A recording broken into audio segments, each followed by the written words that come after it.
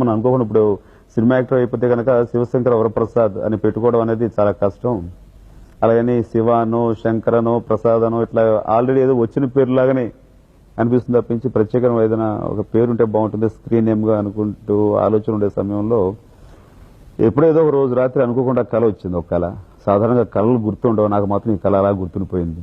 నేనేదో ఒక రాములవారి టెంపుల్లో రాములవారి గుడి గర్భగుడి దగ్గర అలాగా నిద్రపోతున్నట్లుగా సొమ్మసిలు పడుకున్నట్లుగా కళ వచ్చింది. ఆ టైంలోనే ఒక అమ్మాయి ఎవరో ఒక 10 ఏళ్ల అమ్మాయి, చిరంజీవి ఏంటి ఎక్కడ పడుకున్నావు, లేలే వెళ్ళి బయట పని చూసుకోపోలేలే టైం అయింది అంటే గబుగా మెలకు వచ్చింది. చూస్తే చుట్టూ అట్మాస్ఫియర్ టెంపుల్ ఇది ఉంది, నేను ఎక్కున్నాను ఏంటి అనుకుంటున్నాను.